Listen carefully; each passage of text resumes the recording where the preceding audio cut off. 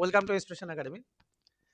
আমাদের যে SSC GD selected ক্যান্ডিডেটগুলো তোমরা অলরেডি ভিডিওগুলো দেখছো, তো তার ভিতরে আরও একজন বাপন বসু, কাঠালিয়ায় কাঠালিয়ার গ্রামের নাম হচ্ছে গোবিন্দপুর।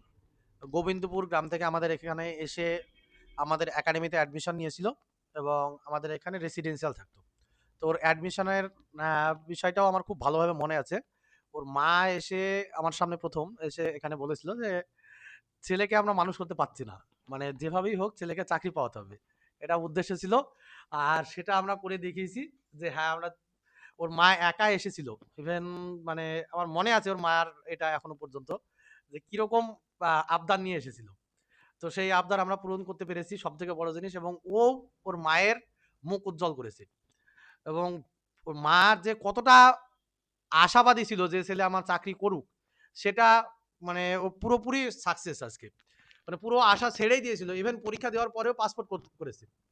পরীক্ষা দেওয়ার পরে অনেকেই হয়তো জানো যে কাঠালিয়া, নন্দনপুর এইসব দিককার ছেলেমেয়েরা ম্যাক্সিমাম একটু বয়স হয়ে গেলে সব বাইরে, মানে সৌদি আরব বা অন্যান্য কান্ট্রিগুলোতে যাওয়া কাজের জন্য যায়।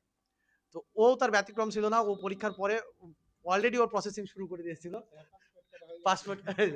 ইভেন ওর বয়সও ছিল, কিন্তু তারপরে পাসপোর্ট থেকে শুরু করে সমস্ত কিছু কমপ্লিট, যে ও বাইরে যাবে এবার। আমরা বলছি যে নেক্সট জন্য প্রিপারেশন নেবে, ওর সেদিকে কান নেই, ও পাসপোর্টও রেডি, বাইরে যেতই। তো সেই জায়গা থেকে ও চাকরি পেয়েছে। তো বাকি জার্নিটা ওর মুখ থেকে আমরা শুনবো।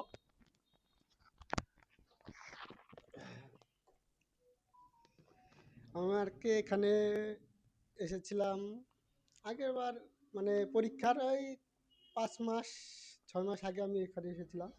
তো মাই এসে দেখে গেছিলো। তো আমি তো মানে অন্যদিকে অন্য লাইনে যাওয়ার জন্য মানে বাইরে টাইরে যাবো ভেবেছিলাম। তা মা বলেছিল যে লাস্ট একবার চেষ্টা কর, দেখ কি হয়। তারপর মাকে বলেছিলাম তাহলে দেখো সেন্টার। তারপর মা এখানে এসে তারপর দাদাদের সাথে কথা বললো। কথা বলার পরে তারপরে একদিনকে আমি আর মা আসলাম, মা এসে ভর্তি করে দিয়ে গেল এখানে। তারপরে ভর্তি করার পরে দাদারা বলল যে হবে। আমি বলেছিলাম দাদাদের যে না আমার হয়তো হবে না দাদা, যে হাল ছেড়ে দিয়েছিলাম যে হবেই না আমার। দাদারা বলল যে না হবে, তোর হবে।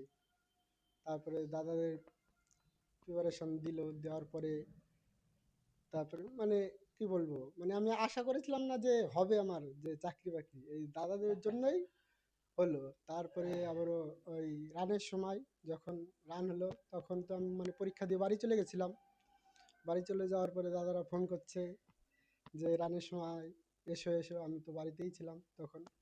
তবে 18 দিনের আগে হয়তো আমি এসেছিলাম সেন্টারে, তখন রানও উঠেছিল না আমার 5 কিলোমিটার।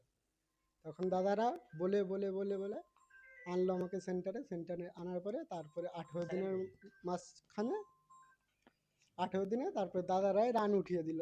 দাদাদের মাস্টার আছে কৌশিক দা, ওই দাদা ধরে ধরে নিজে আমার সাথে দৌড়াতো, দৌড়ে দৌড়ে 5 কিলোমিটার রান তারপরে দাদা তুলে দিল। একদম একদম সঠিক যে কৌশিক ওকে একদম ধরে ধরে রান করিয়েছে। বাকি ওর মেডিকেলের যে সমস্যা ছিল যাই হোক না কেন, সেগুলো আমরা যেগুলো যেগুলো ওকে গাইড করার দরকার সেগুলো আমরা গাইড করে নিয়েছিলাম। ও তো মানে দাড়ি তো কাটতোই না, দাড়ি এখনো এই যে দেখতে পাচ্ছ এ তো কম। এর আগে যখন ও থাকতো মানে ভীষণ বড় বড় দাড়ি কেটে রাখতো, সমস্ত কিছু মানে কাটিং কুটিং ঠিকঠাক করে পাঠালাম। তারপরে যাক, উপরওয়ালা তাকিয়েছে। আর ওরও পরিশ্রম ছিল, আজকে সাকসেস। এখন কিছুদিনের ভিতরে জয়েন করবে। ভবিষ্যৎ যেন ওর কর্মজীবন সুখের হয় এটাই আমরা কামনা করি, এবং আপনারাও আশীর্বাদ করুন যাতে ওর ভবিষ্যৎ কর্মজীবন সুখের হয়।